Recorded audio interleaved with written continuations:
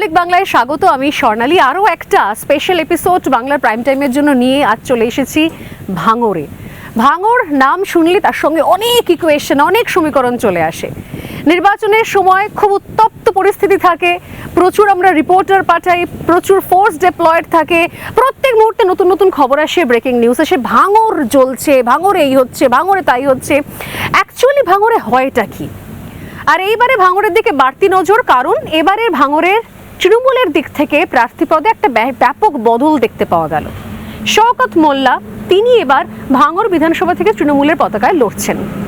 প্রশ্ন আবারও সে একই জায়গায়, যে ভাঙড়কে বিগত কয়েক বছর ধরে মনে করা হচ্ছিল যে আইএসএফ একেবারেই কুক্ষিগত করে রেখেছে এবং আইএসএফ ছাড়া নাকি ভাঙড়ের কাছে আর কোনো অপশন নেই। সত্যি কি তাই?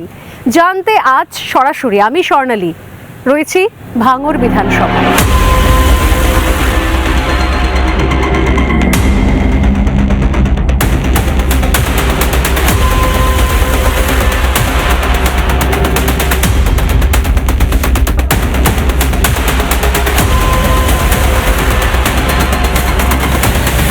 আমার সঙ্গে রয়েছেন এখানকার তৃণমূল কংগ্রেস প্রার্থী শওকত মোল্লা। শওকত দা, স্বাগত রিপাবলিক বাংলায়, বাংলার প্রাইম টাইমে।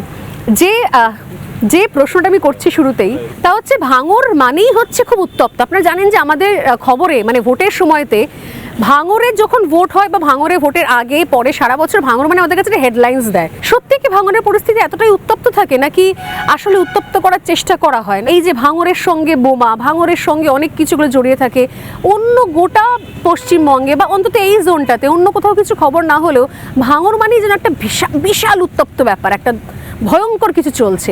সত্যি কি তাই? ভাঙড়ে আমি মনে করি খুবই শান্তিপ্রিয় মানুষ। আমার রাজনৈতিক অভিজ্ঞতা থেকে আমার এটা মনে হয়েছে। 2021-এর প্রিভিয়াস রেকর্ডটা আপনি দেখুন, 21-এর আগে ভাঙড় এত উত্তপ্ত ছিল না। আইএসএফ ক্ষমতায় আসার পর 21 থেকে 23 গোটা ভাঙড় জুড়ে চলল তোলাবাজি। দিনের বেলা দোকান বন্ধ করা, রাতের বেলা তাদের সঙ্গে কন্ট্যাক্ট করা, দিনের বেলা জমিতে ঝান্ডা লাগানো, রাতের অন্ধকারে তাদের সঙ্গে কন্ট্যাক্ট করা। 21 থেকে 23 গোটা ভাঙড় জুড়ে একটা অরাজকতা, বিশৃঙ্খলা, তোলাবাজি গোটা ভাঙড় জুড়ে চললো আইএসএফ এর নেতৃত্বে। 21-এর আগে তাহলে ভাঙড় শান্ত ছিল। আপনি প্রিভিয়াস রেকর্ড দেখে নিন যে এখানে কজন মানুষ খুন হয়েছে বা এখানে কত গন্ডগোল হয়েছে, আপনি ক্রাইম রিপোর্ট দেখলে এটা নিশ্চিতভাবে বুঝতে পারবেন। দ্বিতীয়ত, যখন 23 সালে যে পঞ্চায়েতের নির্বাচন, সেই নির্বাচনে 4টি ছেলে খুন হয়েছিল প্রথমে, তার মধ্যে 3টি তৃণমূল কংগ্রেসের। এই ঘটনা ঘটার পর পঞ্চায়েতের নির্বাচন হলো। যেদিন ভোট গণনা হয় সেদিন সন্ধ্যার পরে, সেদিন এই ভোট গণনা কেন্দ্রে প্রায় 90 জন পাঞ্জাব পুলিশ ছিল, 100 জন সেন্ট্রাল ফোর্স ছিল, 250 জন স্টেট পুলিশ ছিল। সন্ধ্যার পরে চতুর্দিক থেকে ঘিরে নেওয়া হলো ডিসিআরসি কেন্দ্র, যে কোনোভাবে গণনা কেন্দ্র দখল করতে হবে। চলল গুলি আর বোমা। আপনাদের চ্যানেলগুলোতে আমরা সারা রাত ধরে সেটা দেখি, আমি শুধু নয়, সারা ভারতবর্ষের মানুষ সেদিন দেখেছে।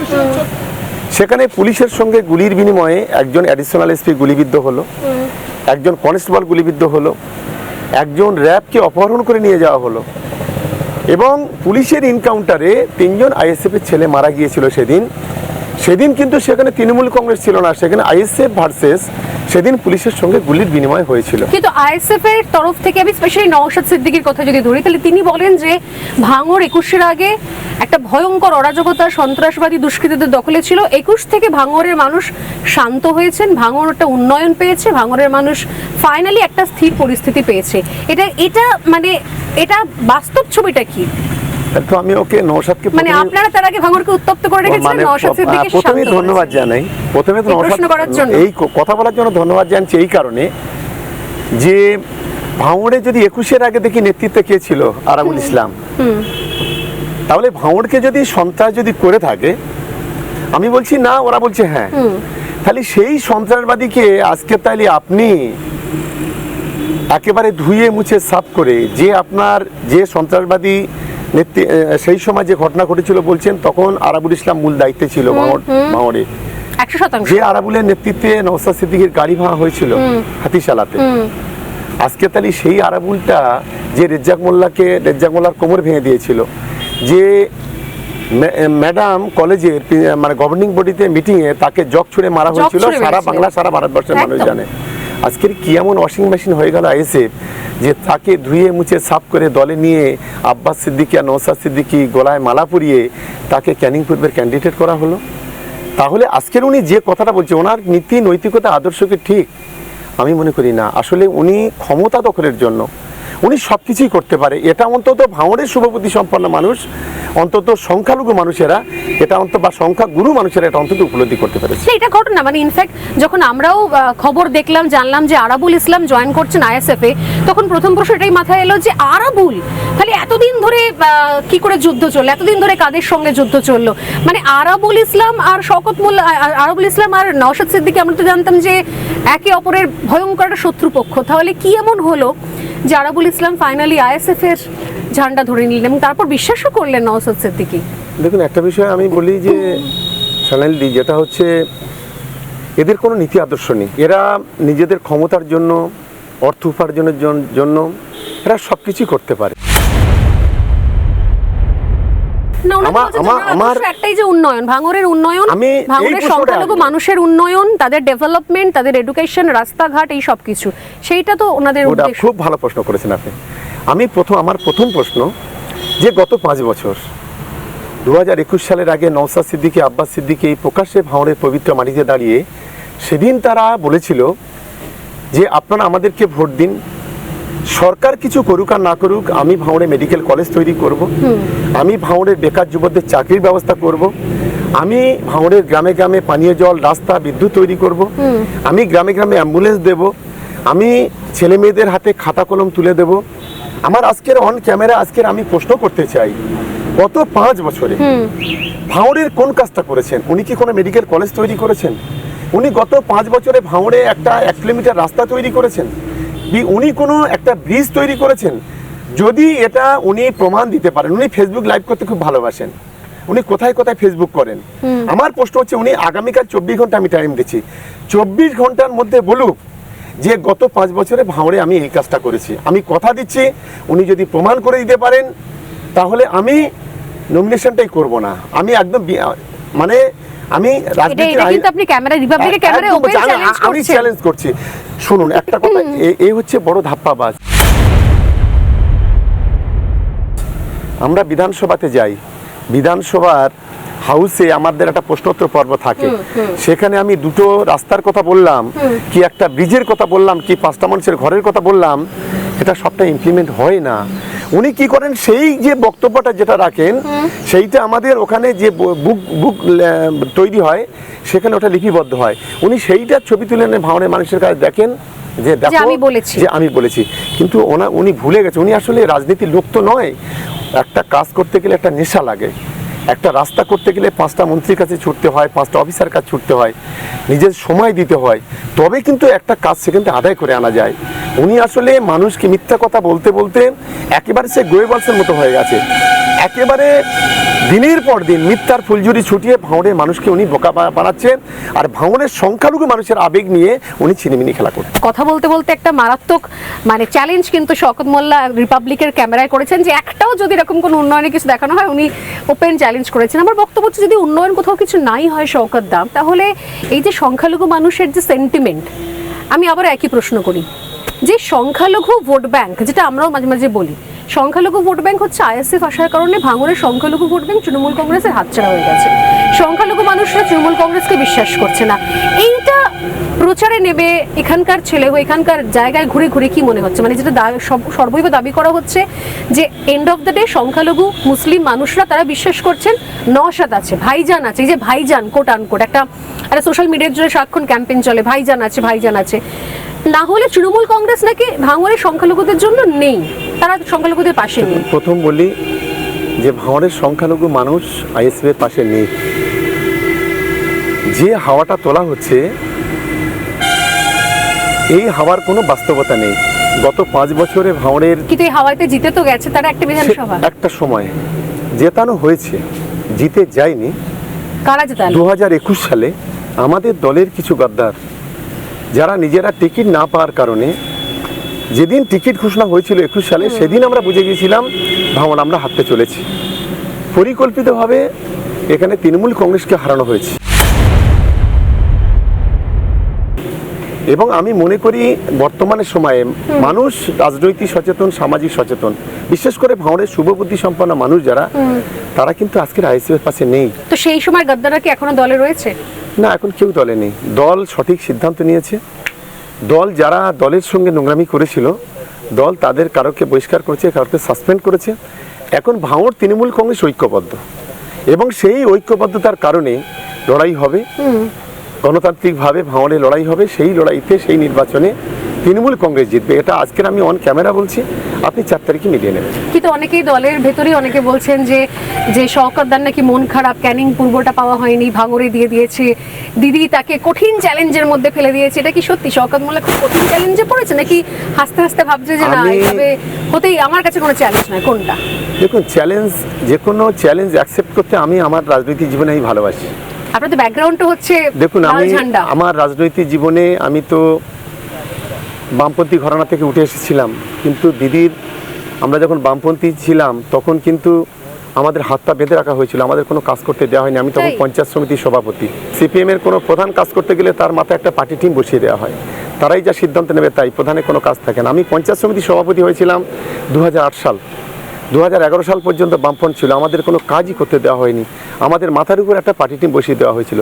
আমি দিদিকে ধন্যবাদ জানাবো, অভিষেক বন্দ্যোপাধ্যায়কে ধন্যবাদ জানাবো। যেদিন থেকে তৃণমূল কংগ্রেসে আমি এসেছি, আমি আমার রাজনৈতিক জীবনে আমি উজাড় করে মানুষের জন্য কাজ করতে পেরেছি। আমি একটা ছোট্ট উদাহরণ দিই। 2008 থেকে আজকে 2026, আমি 18 বছর কোনোদিন দুপুরে বাড়ি ভাত খাইনি। আমি আমার ক্যানিং পূর্বের মানুষের জন্য, আমার জেলার জন্য আমি নিজেকে উজাড় করে দিয়েছি। 2008 সাল থেকে আজ পর্যন্ত আমি চেষ্টা করেছি যে ক্যানিং পূর্বের পিছিয়ে পড়া মানুষ, আমার 3টে সম্প্রদায়ের মানুষ ওখানে বসবাস করে। একটা হলো আদিবাসী সম্প্রদায়, একটা হচ্ছে হিন্দু সম্প্রদায়, একটা হচ্ছে মুসলিম সম্প্রদায়, আর খ্রিস্টান সম্প্রদায়। আমি তাদের পাশে আমার সর্বশক্তি দিয়ে আমি দাঁড়ানোর চেষ্টা করেছি। এবং আমি মনে করি যে আজকের যে দিদির, আমি দিদিকে এবং অভিষেক বন্দ্যোপাধ্যায়কে ধন্যবাদ জানাবো যে ভাঙড়ে আমাকে টিকিট দেওয়ার জন্য।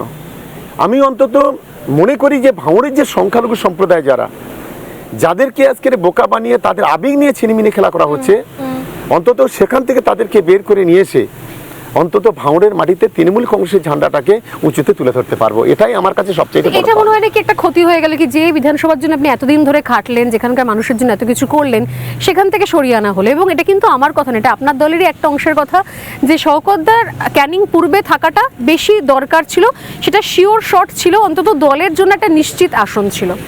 দেখুন, আমরা একটা শৃঙ্খলাপরায়ণ দল, আমাদের একটা আদর্শ, একটা নীতি আছে। দলের সুপ্রিমো মমতা বন্দ্যোপাধ্যায়, দলের নেতা অভিষেক বন্দ্যোপাধ্যায়। ফলে দল যখন আমাদের যে কোনো সিদ্ধান্তের কথা জানায়, সেটাকে আমরা মাথা পেতে নিই, যে আমার দলের সিদ্ধান্ত মানা আমার উচিত ছিল বলে আমি মেনেছি।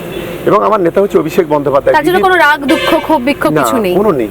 এবং শুধু আমার নয়, আমার ক্যানিং পূর্বের মানুষের নেই। তালিকা মানে নাম ঘোষণা হওয়ার বোধহয় পরের দিন থেকে আপনি বোধহয় বিধানসভায় নেমে পড়েছেন প্রচারে, মানে বিভিন্ন কাজে। দেখুন, শুধু দলের নাম ঘোষণা নয়, আমি 2023 থেকে এই ভাঙড়ের মাটিতে ভাঙড়ের উন্নয়নের জন্য আমি সর্বাত্মক চেষ্টা করছি। এবং দল ঘোষণা, মানে নামটা ঘোষণা হয়ে যাওয়ার পর আমার দলের যারা কর্মী ওখানে যারা আছে তাদেরকেও বলেছি, যে ভোটটা আমি পেতাম ক্যানিং পূর্বে, তার চাইতে 1 ভোট হলেও বেশি করতে হবে, তৃণমূল কংগ্রেসকে জেতাতে হবে। পাশাপাশি ভাঙড় এই মুহূর্তে আমরা অনেক পজিটিভ জায়গা আছি। নিশ্চিতভাবে ভাঙড়ের তৃণমূল কংগ্রেসের কর্মীরা ভাঙড়কে জেতাবে, ভাঙড়ের মানুষ ভাঙড়কে জেতাবে, এটা অন্তত আমরা আত্মবিশ্বাস। আপনি সিপিএম এর কথা বলছিলেন, আজকে জিজ্ঞাসা না করে মানে পারছি না, যে সিপিএম এখন আইএসএফ এর সঙ্গে জোটবদ্ধ হয়েছে। সত্যি কি সিপিএম দলটা এখন তলানিতে, মানে শূন্য হতে হতে এমন অবস্থা হয়েছে কি এখন তাদেরকে আইএসএফ কে পাশে লাগছে? আমি শুনতে পেলাম, আপনিও খবর পেয়েছেন, আমি জানি আপনার মুখের হাসি বলছে। মোহাম্মদ সেলিম তিনি ফোন করছেন হুমায়ুন কবিরকে, যদি একটু আলাদা করে মিটিং করা যায়, বসা যায়। যে দলটা একসময় করেছিলেন, মন প্রাণ দিয়ে করেছিলেন, আমি জানি ব্যাকগ্রাউন্ডটা আমি জানি, তো আজকে সেই দলটাকে বিভিন্ন জায়গায়, বিভিন্ন উঠতি নতুন পার্টির দরজায় দরজায় ঘুরতে হচ্ছে, জোট করার অফার নিয়ে যেতে হচ্ছে। খারাপ লাগে ভেবে যে সিপিএম এই জায়গায় কি করে পৌঁছে গেল। দেখুন, ভারতের মার্ক্সবাদী কমিউনিস্ট পার্টির একটা সময় ওদের আদর্শ নীতি ছিল, কিন্তু বর্তমানে কিছু নেই, ধ্বংস হয়ে গেছে। যে দল নিজেদেরকে কমিউনিস্ট বলে দাবি করে, যে দল নিজেদেরকে কোনো ধর্ম, ওরা সব বলে ধর্ম মানে নাস্তিক, ওরা নাস্তিক হিসেবে নিজেকে তুলে ধরে, কারণ আমি বামপন্থীতে ছিলাম। আজকের কোন আদর্শের ভিত্তিতে, কোন নীতির ভিত্তিতে নওশাদের মতো একটা উগ্র মানুষের সঙ্গে, আব্বাসের মতো একটা উগ্র মানুষের সঙ্গে 2021 সালে কম্প্রোমাইজ করেছিল, যার কারণে বাংলার মানুষ ওদেরকে ছুটি করে দিয়েছে। স্বাধীনতার পরেই সর্বপ্রথম ভারতের মার্ক্সবাদী কমিউনিস্ট পার্টির কোনো প্রতিনিধি নেই যে বিধানসভায় প্রতিনিধিত্ব করবে। আর আমি আজকে আপনাকে বলে রাখছি, সবে তো খেলা শুরু হয়েছে। এই নৌসাদের সঙ্গে সিপিএম জোট করলে বাংলার যারা সিপিআইএম এর যারা কর্মী আছে, লেকফ্রন্টের যারা কর্মী আছে, এটা কখন তারা মেনে নেবে না। বিশেষ করে ভাঙড়ে এরা মানুষকে কখনো সম্মান দিতে জানে না, যার কারণে মানুষ এদের প্রত্যাখ্যান করবে। আজকের অন ক্যামেরা বলছি, ভাঙড়ের রাজনৈতিক সচেতন মানুষ, সামাজিক সচেতন মানুষ, তারা আগামী দিনে এই সিপিএম এবং আইএসএফ এদেরকে প্রত্যাখ্যান করবে। আবার এখন শুনছি সিপিএম নাকি প্রার্থী দেবে। সিপিএম প্রার্থী দিল কি না দিল এটা আমাদের কিছু যায় আসে না, আর আমাদের হাসির কোনো কারণও নেই। আজকের সিপিএম প্রার্থী দিলে তো একটু হলেও ভোট কাটাকাটির খেলা তো হবে, আমাদের কিছু যায় আসে না, ওরা দেবে কি না দেবে এটা আমরা কোনো অঙ্কে রাখি না। আমি নিশ্চিত যখন এই ইন্টারভিউটা দেখবে রিপাবলিক বাংলায় সবাই, যখন এই আপনার কথাগুলো শুনবে, তখন প্রত্যেকে এই প্রশ্নটাই করবে যে আচ্ছা, শওকত মোল্লা এত কথা বলছেন, উনি কোন আদর্শ থেকে চলেছেন এতদিন পর্যন্ত? শওকত মোল্লা কি নিজে বোমাবাজি করেনি কখনো? দেখুন, আমি প্রথম বলি, আসলে অপোজিশন যখন দুর্বল হয়, উইক হয়, তখন অনেক কথা বলে। আমার রাজনৈতিক জীবনে আমি কোনোদিন কেস খাইনি, আমি কোনোদিন লোকাবে যাইনি, পুলিশ কেস নেই, না কারোর গালে একটা চড় মেরেছি সে কথাও এখনো পর্যন্ত আমার মনে নেই। কাউকে জগ টক ছুঁড়ে মেরেছেন? কোনোদিন না। এটা জগ ছুঁড়ে মারা লোক এখন নওশাদের কাছে আছে, এক গাড়িতে। আমি বলছি ওর আমি আপনাদের থেকে বলি যে ওই যে গাড়িটা ভেঙেছিল, ওকে যখন ভাঙড়ে যখন আসছে, ওকে অন্তত এই গাড়িতে তুলে নেওয়া উচিত। অর্গানাইজেশন ওয়েতে যখন কেউ পেরে না ওঠে বা পার্সোনালি অ্যাটাক করে। আচ্ছা, আমি ওটা পার্সোনাল কোয়েশ্চেন, আমি আপনাকে বলি, যদি নওশাদ, আব্বাস থেকে শুরু করে যারা আমার বিরুদ্ধে এই অভিযোগগুলো নিয়ে আসছে, অ্যালিগেশনগুলো নিয়ে আসছে, আমি বলছি যদি এক সুতো পরিমাণ কোনো ক্ষেত্রে যদি প্রমাণ করতে পারে, আমি রাজনীতিটাই করবো না, ছেড়ে দেবো। আমি কোনো দুর্নীতি, কোনো খারাপ কাজ, কোনো খুন, কোনো মার্ডার, কোনো অরাজকতা, কোনো বিশৃঙ্খলা যদি স্পেসিফিকভাবে যদি তারা প্রমাণ দিতে পারে, আমি রাজনীতি করব না। হ্যাঁ, মুখের কথা বললে হয়, আমি বলছি যে স্বর্ণালীর খুব খারাপ, খুব বাজে বলে তৃণমূলের বিরুদ্ধে, এটা আলাদা প্রশ্ন, কিন্তু আমার তার প্রুফ করতে হবে, আমার তার প্রমাণ দিতে হবে। আমি দুটো তথ্য তুলে ধরতে পারি যে স্বর্ণালী দিয়ে এটা ওই করেছে, কিন্তু শুধুমাত্র আমি গণতান্ত্রিক ওয়েতে যখন আপনার ক্ষেত্রেই বলি না, আপনার ক্ষেত্রে সব থেকে বড় প্রমাণটা কোথায় হয়েছে, যখন মমতা বন্দ্যোপাধ্যায় নিজে বলছেন আপনি জীবনতলার জন্য একটা বাস স্ট্যান্ড চেয়েছিলেন, তখন দিদি সবার সামনে বলেন, এবং ক্যামেরা তখন রোলিং, তখন বলেন যে দিয়ে কি হবে, তুমি তো বোমা বাঁধো। জীবনতলা কোনো বাস টার্মিনাল হওয়ার জায়গা? মারপিট করিস আর বোম বাঁধিস, ওখানে কোথেকে জীবনতলা মারপিট বাস টার্মিনাল? ওখানে কোনো সমস্যাই নেই একদম। এইটা কি মনে হয় যে কোথাও একটা একটু হলো, কিছুটা হলো ক্ষতি হলো, কিছুটা হলো খারাপ লাগলো, কষ্ট হলো, যে আমি তো বাস স্ট্যান্ড চেয়েছিলাম, আমি তো অন্য কিছু চাই না, এটা বাস স্ট্যান্ড চেয়েছিলাম মানুষের জন্য, সেইখানে আমাকে এটা বলে দিলেন দিদি, তখন একটা অভিমান হয়েছিল? দেখুন, দিদি হচ্ছে আমাদের নেত্রী, দিদি আমাদের সন্তান স্নেহে ভালোবাসে। একজন পরিবারের তার গার্জেন কাকে গাল দেবে, কাকে মারবে, কাকে বয়কট করবে, সেটা সম্পূর্ণ তার বিষয়। এইটা নিয়ে বিরোধী যারা আছে তারা এইটা নিয়ে অনেক হাইলাইট করতে চায়, অনেক কিছু বলে, কিন্তু আমি এটাকে বলবো, এটাকে চর্চা না করে, এটা চর্চা না করে তাদের নিজেদের অন্তত দলের দিকে মন দেওয়া উচিত। আমি তো বলছি আজকের অন ক্যামেরা, অভিভাবক তো ক্যামেরার সামনে বলেছেন, অভিভাবক তো দরজা বন্ধ করে বলেন, হয়তো তাকে কেউ হয়তো ভুলভাবে বোঝানো হয়েছে, না নো ইনফরমেশন, হয়তো ভুলভাবে তাকে কনভিন্স করা হয়েছে, যার কারণে হয়তো বলতেই পারে। এটার সঙ্গে আমার কখনো কোনোদিন অভিমান হয়নি, কখনো কোনো রাগ হয়নি। রাজনৈতিক যে ইমেজ শওকত মোল্লা, সেই ইমেজে কি মনে হচ্ছিল যে একটু হলেও রাজনৈতিক জায়গা থেকে একটু ক্ষতি হয়ে গেল? এটা না হলেই হয়তো ভালো হতো। যদি ক্ষতি হতো তাহলে 2021 সালে আমি 55,000 ভোটে জিততে পারতাম না, এটা আমরা কিছু মনে করি না। এই বিষয়টাকে আমি একটা পার্সোনাল কোশ্চেন করব। হ্যাঁ, বল। আপনি আজ পর্যন্ত কটা বোম বেঁধেছেন? আমার রাজনৈতিক জীবনে বোম তো দূরের কথা, আমি বোমের সুতুলি পর্যন্ত দেখিনি। এটা মানুষ বিশ্বাস করবে? যদি আমি বোম বাঁধি, যদি আমি ছোটবেলায় জীবনে কোনোদিন, আমাদের পরিবার, আমাদের বামফ্রন্টের সময় আপনি দেখুন আমার নামে কোনো কেস নেই।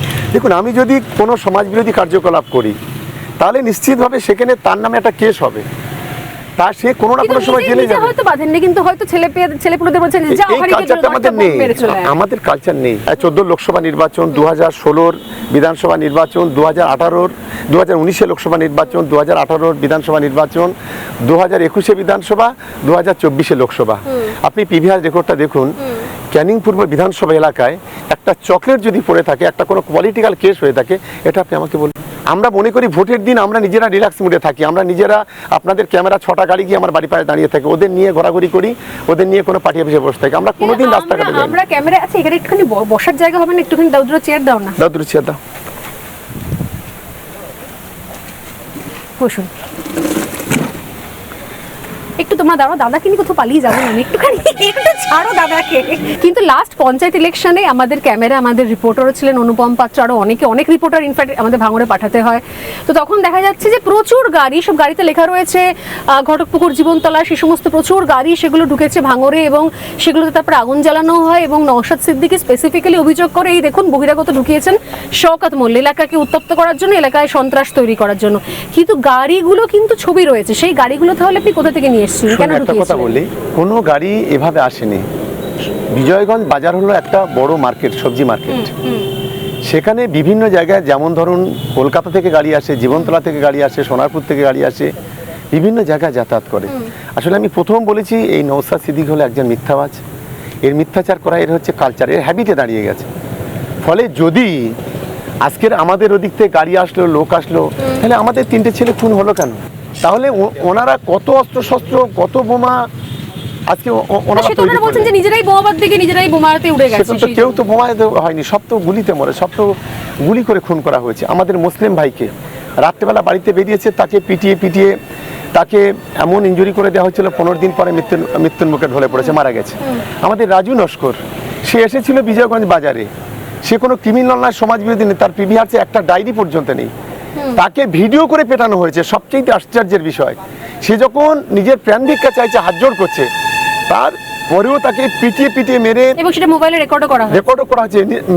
মৃত্যু নিশ্চিত জানার পরেও তাকে একটার পর একটা তার উপরে গুলি চালানো হয়েছে। কোন কারণে? আমাদের রাজ্জাক খান, আমরা প্রথম দিন বলেছি যে আইএসএফ এর লোকেরা খুন করেছে, নওশাদ বলছে তৃণমূলের লোকেরা খুন করেছে। আমরা বলেছি আমাদের এক দলের গাদ্দার ছিল মোফাজ্জেল, আজও বলছি অন ক্যামেরা, বাদ বাকিগুলো নাম করে বলেছি প্রত্যেকে আইএসএফ এর। আমি বলেছি নওশাদ যদি বুকের পাড়া তাকে বলুক যে এই নামগুলো যারা আইএসএফ এর নয়, আজ পর্যন্ত কেন বলতে পারেনি? ওরা তাহলে এই মানে ইলেকশন লড়ছে কেন বা দল খুলেছে কেন? আপনার কি মনে হয় যে ওরা মানে কিসের জন্য তাহলে করেছে? এখনো পর্যন্ত তো একজনই এমএলএ, এবং বাকি জায়গাতেও তারা প্রার্থী দিচ্ছেন, তারা সংগঠন গোছাচ্ছেন। নওশাদ সিদ্দিকী যেরকম আমরা বলিও, একটা শিক্ষিত ছেলে, একটা ইয়াং শিক্ষিত ছেলে, কথাবার্তা খুব সুন্দর বলেন, কোনো অ্যাগ্রেশন থাকে না, সবসময় পুলিশের ভূমিকা, প্রশাসনের ভূমিকা, সেই সব নিয়ে উনি কথা বলেন। আপনি শিক্ষিত দিয়ে সবটা বিচার করা যায় না। প্রথম দিন থেকে মিথ্যা কথা বলা এই নওশাদ সিদ্দিকীর সবচাইতে বড় কালচার, এবং আমি মনে করি ভাঙড়ের মানুষ সেটা অন্তত উপলব্ধি করতে পেরেছেন। কিছুদিনের মধ্যে সেটা উপলব্ধি করতে পেরেছেন 2021-এর পরে, যার কারণে মানুষ কিন্তু আজকে নওশাদ সিদ্দিকীর সঙ্গে নেই। উনি মাঝে মাঝে বলেন আমার এত জনপ্রিয় যে আমি বলার, তাহলে উনি ওনার নিজের যে বিধানসভা, জাঙ্গিপাড়া বিধানসভা, গত 2024-এর লোকসভা নির্বাচনে নিজের বুথে 137 ভোটে উনি হেরেছেন। নিজের বিধানসভায় জাঙ্গিপাড়ায় মাত্র 4000 ভোট আইএসএফ পেয়েছে, যেখানে তৃণমূল কংগ্রেস 1 লক্ষের বেশি ভোট পাচ্ছে।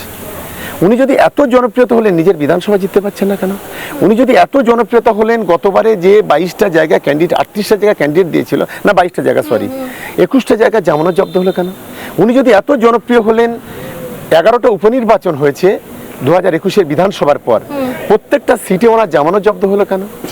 উনি যদি এত যদি জনপ্রিয় হলেন, তাহলে আজকের ভাঙড়ের মানুষের যে প্রতিশ্রুতি উনি দিয়েছিলেন সেটা উনি পূরণ করতে পারলেন না। আপনি বলছেন যে সবটাই হচ্ছে ভার্চুয়ালি, সোশ্যাল মিডিয়া, ফেসবুক। একেবারে। এবং সবচেয়ে আশ্চর্যের বিষয়, উনি একটা বাইটে বলেছেন, আপনাদের চ্যানেলে আমি দেখেছি, উনি বছরে নাকি প্রতি বছরে নাকি 1 কোটি টাকার কাট পড়ান। আমাকে অফার হচ্ছে তৃণমূলে জয়েন করার জন্য, ঈদের 3000 কোটি টাকা নিয়ে, আর আমি ভাবি নেবো না। 30 কোটি টাকা আমার বাড়িতে, আমার হাতে ধুলো। আমার বাড়িতে প্রত্যেক বছর 1 কোটি টাকা শুধু কাঠ পুড়াই আমরা, কাঠ রান্নার জন্য। তাহলে 1 কোটি টাকার কাঠে রান্না করতে গেলে 50 কোটি টাকা নিশ্চিতভাবে তার রান্না, তার খাবার তৈরি করতে হবে। উনি এই টাকা কোথা থেকে ওনার আসছে? উনি মাসে কত টাকা স্যালারি পান? উনি কত টাকা ওয়াজ নসিহত করে ইনকাম করেন?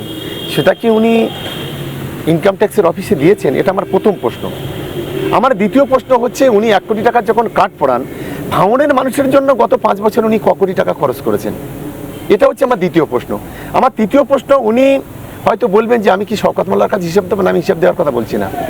উনি তো ফেসবুক করতে ভালোবাসেন, লাইভ করতে ভালোবাসেন, মিডিয়া চ্যানেলে গিয়ে বসতে ভালোবাসেন, বেশ, অন্য কোথাও কিছু বলুন। ওনার কাছে উনি প্রকাশ্যে এইগুলো নিয়ে আসুক, ওগুলো বলুক। না, এইগুলো কিন্তু আজকে আর নিঃসন্দেহে পরে যখন আমি নওশাদেরও ইন্টারভিউ করবো, আমি ডেফিনেটলি এই পার্টগুলো, কোয়েশ্চেনগুলো আমি তুলে ধরবো যে শওকত মোল্লা কিন্তু ওপেন চ্যালেঞ্জ করেছেন এবং এই প্রশ্নগুলো ওপেনলি, কোথাও আলাদা কোনো সভায় মঞ্চে নয়, একদম ক্যামেরার সামনেই কোয়েশ্চেনগুলো রেখেছে। এবার আমি আসি, আচ্ছা আইএসএফ বাদ দিন, কিন্তু বাকি অন্য গোটা রাজ্যে যেহেতু এতদিন ধরে আপনি তৃণমূল কংগ্রেস করছেন, গোষ্ঠী দ্বন্দ্ব কি একটু হলেও তৃণমূল কংগ্রেসকে একটুখানি বিপদে ফেলছে? দড়ি টানাটানি, অদ্ভুত একটা মানে অ্যান্টি কারেন্ট যেটাকে বলি আমরা পলিটিক্যাল ভাষায়, সেটা কি মনে হচ্ছে যে এটা এবার একটুখানি নজিরবিহীন একটু বেশি? সেটা কেন হলো? দেখুন, একটা আমি খুব ছোট জায়গায় আসছি, আমি বেশি দূর যাচ্ছি না। একটা ফ্যামিলিতে 4 জন মেম্বার থাকে, ছেলে, বউ, মা আর বাবা। তাদের মধ্যে কখনো কখনো দেখবেন যে নিজেরাই ঝগড়া টোকরা করে, কেউ ছেলে কখনো চলে যাচ্ছে, বউ কখন বার বাড়ি চলে যায়, শাশুড়ি কখনো মেয়ের বাড়ি চলে যায়।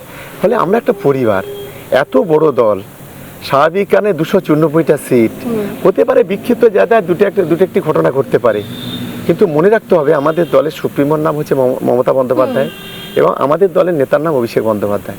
আপনি দেখবেন, না এটা তো ওনারা বলছেন, এটা তো পলিটিক্যাল, আপনি উত্তর দিচ্ছেন। দেখবেন আমাদের মধ্যে কোনো সমস্যা নেই, একটা পরিবারের মতো। ঠিক যেমন 21-এ আমরা নির্বাচন করেছি, লড়াই করেছি, একইভাবে আমরা এই 26-এও গণতান্ত্রিকভাবে একইভাবে আমি একদম আপনার কথা সূত্র ধরেই বলছি, আপনি যা বললেন একদম ঠিক। আমি দলীয় স্তর থেকে বার্তা দেওয়া হচ্ছে, সেটাও আমরা দেখেছি, সেটাও দেখিয়েছি। আমার বক্তব্য, শওকত দা, আপনি জানেন এবং বিভিন্ন সময়তে আপনার নিজেরাও অনেক সময়তে বলেছেন, এই অ্যান্টি কারেন্টের জন্য অনেকগুলো সিট অনেক সময়তে বেরিয়ে গেছে, যার মধ্যে একটা ভাঙরও বটে। কিছু সময় দলের কিছু বিক্ষুব্ধ গোষ্ঠী সত্যি সত্যি দলের সঙ্গে আপনাদের ভাষা যদি বলি আমি, গাদ্দারি করে বা দলের বিরুদ্ধে গিয়ে অন্য কোনো কাজ করে, এইটা করেছে। এর জন্য কিন্তু দলকে এর আগে সাফার করতে হয়েছে। এর আগে আপনিও জানেন, এর আগে হয়েছে, তারও আগে হয়েছে, কম হয়েছে। এইবারে কি এই সংখ্যাটা কি আর একটু বাড়ছে? তাতে কি অন্য কোনো ইন্ধন রয়েছে বা কেউ কি এটা করতে পারে? তার যদি করতে পারে, তার জন্য সাবধানতা আপনারা কি নিচ্ছেন? দেখুন, দুটো এই নির্বাচনে আমরা যেটুকু দেখছি, বিক্ষিপ্ত কিছু ঘটনা ছাড়া, কারণ এই নির্বাচনে অনেক নতুন মুখ এসছে, অনেক আমাদের বয়োজ্যেষ্ঠ সিনিয়র যারা আছে তাদেরকে হয়তো এবারে নির্বাচনের বাইরেও থাকতে হচ্ছে। তার জন্য কেউ খুব রেগেও গেছেন। অসীম মজুমদার কিন্তু রচনাদির ছবি নিয়ে প্রেস কনফারেন্স করছেন, কিন্তু দেখবেন শেষ মুহূর্তে আবার এই অসিত দ্বারা আমার আত্মবিশ্বাস, এরা তৃণমূল কংগ্রেসের পাশে থাকবে। আমাদের জেলায় ধরুন আমরা প্রায় 7 জন ক্যান্ডিডেট আমাদের পরিবর্তন হয়েছে, কিন্তু দেখবেন তারা সকলেই তৃণমূল কংগ্রেসের সঙ্গে আছে। ছোটোখাটো বিক্ষিপ্ত কিছু, সামান্য কিছু ছাড়া কিন্তু দল ঐক্যবদ্ধ, এটুকু আমি বলতে পারি। ক্যানিং পূর্বে মানুষ যোগাযোগ করেছিল আমার সঙ্গে। আমি তো ক্যানিং পূর্ব আমার পরিবার, ক্যানিং পূর্বে আমি ক্যানিং পূর্ব প্রতিদিন ক্যানিং পূর্ব প্রতিদিন আমি প্রচার করছি এবং আমি মনে করি তাদের হয়তো মান অভিমান একটু হয়েছিল, কিন্তু পরবর্তীকালে দিদির প্রতি আস্থা রেখে, আমার নেতা অভিষেক বন্দ্যোপাধ্যায়ের প্রতি আস্থা রেখে তারা নির্দিষ্ট জায়গায় দাঁড়িয়ে তারা কিন্তু রাজনৈতিকভাবে লড়াই করে। মানে এটা কিন্তু জানার বিষয় যে আমি বলছি না শুধুমাত্র তৃণমূল কংগ্রেস, আমি জানি কি বিজেপির মধ্যে এরকম অনেক জায়গাতে হয়েছে, অনেক কেন্দ্রে অনেকে ছিলেন, প্রার্থী হননি, অনেক কিছু, কিন্তু যে কেন্দ্রের মানুষজনের কাছে সেখানকার নেতা যান এবং তাদের জন্য করেন, সেখানে মানুষের সঙ্গে ডোর টু ডোর ক্যাম্পেইন, যোগাযোগ থাকে, যখন তারা তাকে প্রার্থী হিসেবে পায় না, আমি পলিটিক্যাল জায়গা বাদ দিচ্ছি, মানুষের একটা এক্সপেকটেশন থাকে, একটা অভিমান তৈরি হয়, দাদা তুমি কেন এলে না, তোমাকে কেন পেলাম না। তো এই ইমোশনাল জায়গাটাকে আপনি সাপোর্ট দেন কি করে, যখন এই ফোনের পর ফোন আসে, দাদা এটা কি হলো, আমরা এটাকে এই করছি না, ওই করছি না, এগুলোকে ইমোশনাল জায়গা থেকে সাপোর্ট দেন কি করে? কিন্তু এই জায়গাটা অনেকটা অভিষেক বন্দ্যোপাধ্যায় ক্লিয়ার করে দিয়েছেন। আমাকে একদিকে ক্যানিং পূর্ব বিধানসভার একটা নির্বাচনী কমিটি করেছেন, তার চেয়ারম্যান আমাকে করেছেন, অবজারভার আমাকে করেছেন, ফলে আমার প্রতি আমার ক্যানিং পূর্ব মানুষের আস্থা আছে যে আমাদের কাছে সবচেয়ে বড় হচ্ছে দল। দলের যখন এই বিধানসভার মাথায় বসিয়েছে আমাকে, ফলে তারা ক্ষোভ, দুঃখ, অভিমান যদি কোথাও কিছু থেকে থাকে, সবকিছু ভুলে গিয়ে তারা ঐক্যবদ্ধভাবে লড়াই করছে।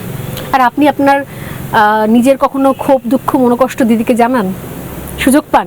দিদিকেও ভালোবাসি, অভিষেক বন্দ্যোপাধ্যায়কেও ভালোবাসি, খুব দুঃখের কিছু রাখেনি। আমি গত 5-10 বছরে তা দিদিকে কোনো বলেন একদম একদম যখন ব্যক্তিগত স্তরে কি দিদি কেন কি দরকার ছিল সবার সামনে এটা বলার, আমাকে আড়ালে করে বকে দিতে পারতে? আমার একজন অভিভাবককে সে অনেক কথা বলতেই পারে, সে আমাকে যখন হয়তো যতটা শাসন করে তার চাইতে 10 গুণ আমাকে বেশি ভালোবাসে, যার কারণে এটা আমার বলার কোনো প্রশ্ন রাখে না। আর বিশেষ করে দিদি আমার ক্যানিং পূর্বের জন্য যে উন্নয়নটা হয়েছে, যেটা আমি মনে করি যে এটা একটা হিস্টোরি।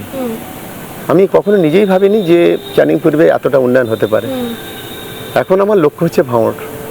আমি যেদিন ভাঙড়ের সার্বিক উন্নয়নটা ঘটাতে পারবো, আমি সেই দিন আমার মিশন সাকসেসফুল হবে। আমি সেই মিশনের দিকে লক্ষ্য রেখে এগোচ্ছি। আচ্ছা, ব্যক্তিগত প্রশ্ন করি, শওকত মোল্লা কি হিন্দু বিদ্বেষী এরকম কোনো ব্যাপার আছে? আমার হিন্দু ভাই বোনেরা এবং আদিবাসী ভাই বোনেরা আমাকে সবচেয়ে বেশি স্নেহ করে, কারণ আমার রাজনৈতিক জীবনে প্রথম দিন থেকে আমার ওখানে 40,000 আদিবাসী মানুষ আছে, 16% হিন্দু ভাই বোনেরা আছে। আমি একটা ছোট্ট উদাহরণ দিই। আমার বিধানসভায় মোটরদিঘি বলে একটা অঞ্চল আছে, যে অঞ্চলের সবচেয়ে শিক্ষিত, সবচেয়ে চাকরিজীবী, সবচেয়ে বুদ্ধিজীবী এবং হিন্দু কমিউনিটি মানুষটা বেশি। আমি যেদিন থেকে রাজনীতিতে এসেছি সেদিন থেকে সেখানে আমি 80% ভোট পাই।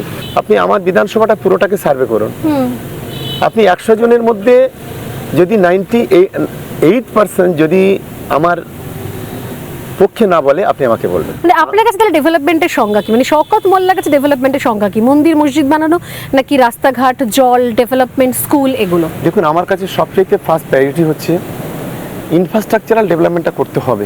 এডুকেশনাল ইনফ্রাস্ট্রাকচার বলি, বা বিভিন্ন রোডস থেকে শুরু করে বিভিন্ন যে পরিকাঠামোগত যে উন্নয়নগুলো সেগুলো বলি, এগুলোর ফার্স্ট প্রায়োরিটি দিতে হবে। দ্বিতীয়, আমার ক্যানিং পূর্ব বলি আর ভাঙড় বলি, সবচাইতে গরিব মানুষের বাস। আপনি এই দক্ষিণ 24 পরগনা জেলায়, আমার নিজের এক্সপিরিয়েন্স থেকে বলছি, সবচাইতে এই দক্ষিণ 24 মধ্যে 9টা আইটিপি মৌজা হচ্ছে ক্যানিং পূর্বে, যেখানে আদিবাসী অধ্যুষিত এলাকা। আমার ভাঙড়ের গ্রামে গ্রামে আমি ঘুরে দেখেছি যে সেখানে এখন প্রচুর মানুষের আবাসনের প্রয়োজন, প্রচুর রাস্তাঘাটের প্রয়োজন, পরিকাঠামোগত শিক্ষার যে পরিকাঠামোগত যে মান, সেটাকে আরো অনেকটা বেশি বাড়াতে হবে। আমরা এই লক্ষ্য, এরকম একটা মোটো নিয়ে আমরা এগোনোর চেষ্টা করছি। এবং আমি দিদিকে ধন্যবাদ জানাবো, অভিষেক বন্দ্যোপাধ্যায়কে ধন্যবাদ জানাবো। গত 2.5 বছর 23-এর পর থেকে আমরা ভাঙড় বিধানসভায় 100খানা রাস্তা আমরা অনুমোদন করেছি। আচ্ছা, ভাঙড় 1 নম্বর আর 2 নম্বর ব্লকের যে কানেক্টিং যে ব্রিজ, বিজয়গঞ্জ ব্রিজ, এটা মানুষের স্বপ্ন ছিল। সেই ব্রিজ অনুমোদন করেছি, টেন্ডার করেছি, 70% কাজ কমপ্লিট হয়েছে।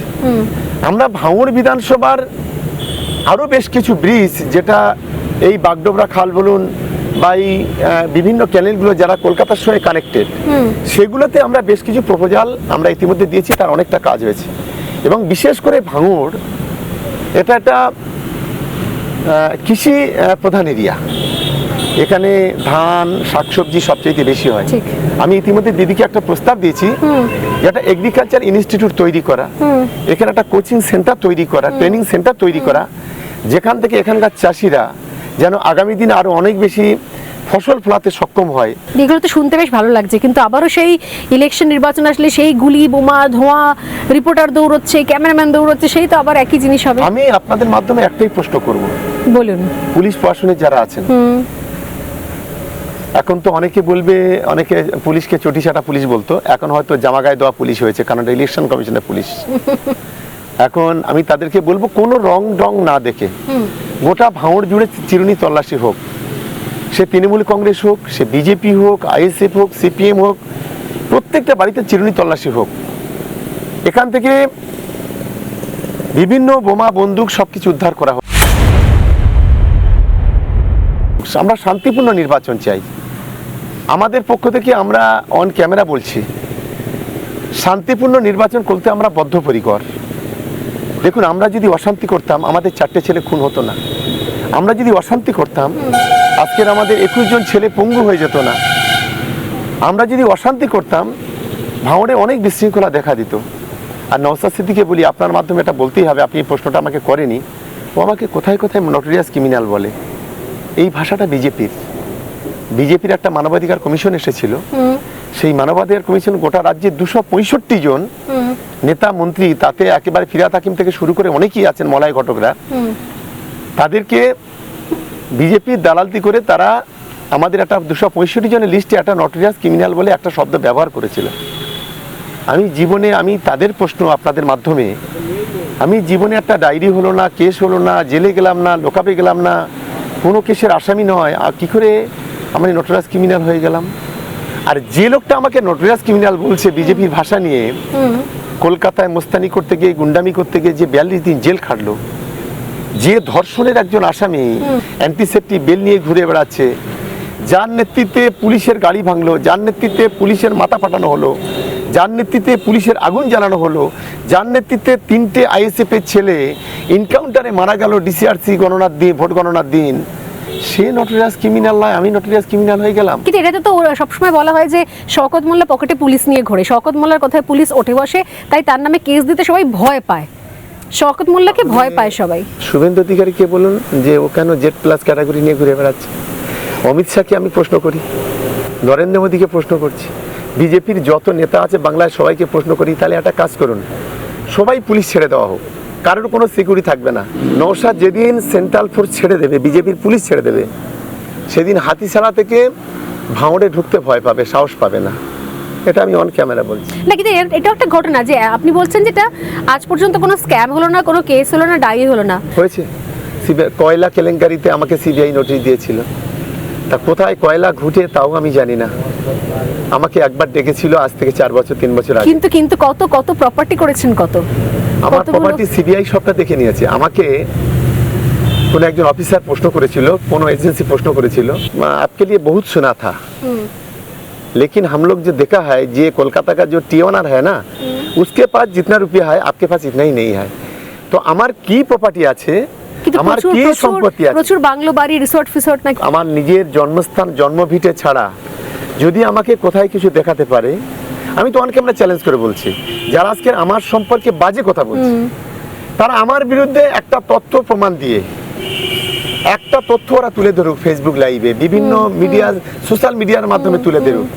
যদি প্রমাণ দিতে পারে আমি রাজনীতির আইনা থেকেই চলে যাব।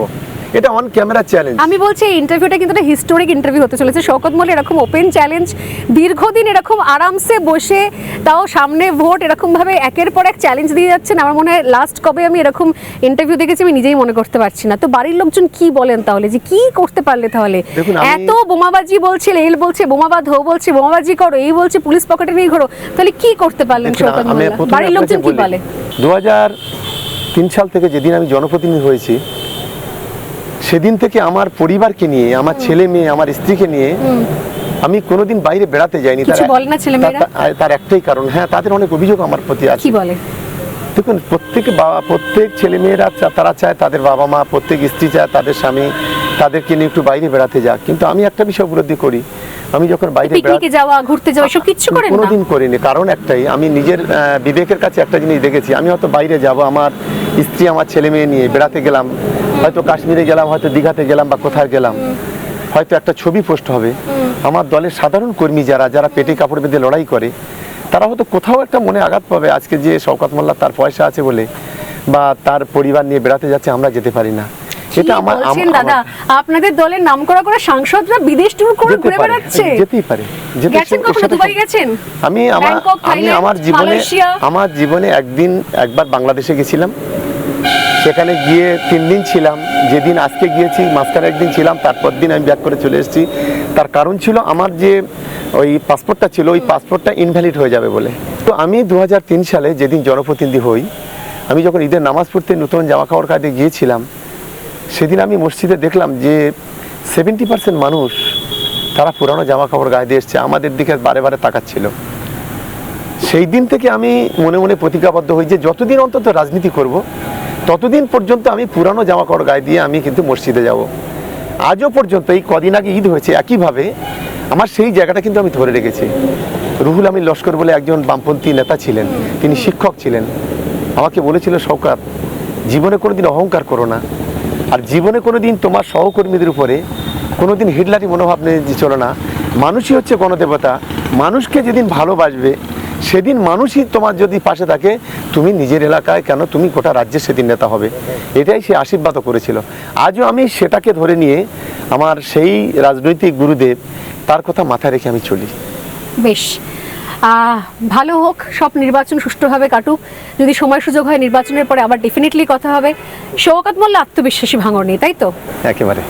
আর আমাদের মানুষ আশীর্বাদ নিয়ে আমরাও আত্মবিশ্বাসী থাকি যে ভাঙরে আবার কিছু ভালো ভালো হেডলাইন পাবো, মোহাম্মদ হবে, গাড়িটারি পুড়বে, আগুন টাগুন জ্বলবে, রিপোর্টার দৌড়বে, এরকম কিছু আমরাও কনফিডেন্স নিয়ে যাই। নিশ্চিতভাবে আমাদের দিক থেকে পাবেন না।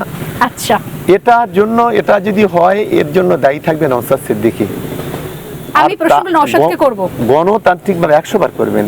আমি আজও বলছি, আমি অন ক্যামেরা বলছি, নওশাদ যে কথাগুলো আমার এগনেস্টে বলছেন, বা এখন আগে 2টো ভাইজান ছিল, এখন 3টে ভাইজান হয়েছে। 3টে ভাইজান কোথা থেকে এলো আবার? দেখুন, আগে বড় ভাইজান ছিল আব্বাস, হ্যাঁ। ছোট ভাইজান ছিল নওশাদ, এখন আবার মেজো ভাইজান হয়েছে আরাবুল ইসলাম, এখন 3টে ভাইজান।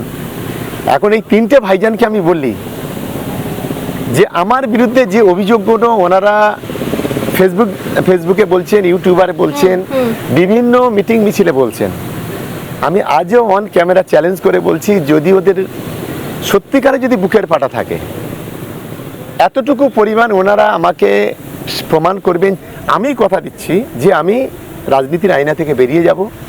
মুখের কথা বললে হবে না, কে কি বলছে ছেড়ে দিন। শওকত মোল্লা ডান হাত ভেঙে দিয়েছেন, আরাবুল ইসলাম তো আপনার ডান হাত ছিলেন নাকি?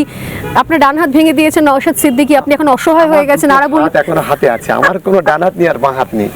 আমার ডান হাত বাঁ হাত সবেরা দাঁড়িয়ে আছে, গোটা ভাঙড়ের মানুষ আমার ডান হাত আর বাঁ হাত। বেশ, এটা আমার হৃৎপিণ্ড, এরা বেশ ক্যানিয়ার মানুষ আমার হৃৎপিণ্ড, ফলে ভেঙে দেওয়া কিছু যাবে না, গড়বে, এইটুকু বলতে পারি। বেশ, অল দ্য বেস্ট। আবার কথা হবে, দেখা হবে Thank you. ইলেকশনের পরে আবার নিঃসন্দেহে শওকত মোল্লার। এবং এই যে ইন্টারভিউটা হলো, মানে যেখানে বহুদিন বাদে আমার মনে হয় কি মন খুলে বেশ কথাও হলো, কিন্তু নিঃসন্দেহে আমরাও চাই কি ভাঙড় শান্তিপূর্ণ হোক, কিন্তু ফাইনালি রেজাল্ট কি হয় সেদিকে নজর থাকবে। তবে তার আগে, ভোটের আগে কি কি জিনিস সেখানে চলছে সেদিকে নজর থাকবে। Shaukat da, thank you so much, all the best, নমস্কার।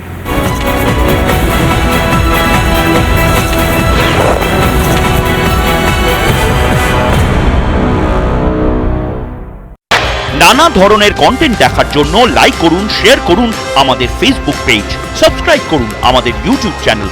পাশাপাশি অন্যান্য ব্রেকিং নিউজের জন্য অবশ্যই চোখ রাখুন রিপাবলিক বাংলায়।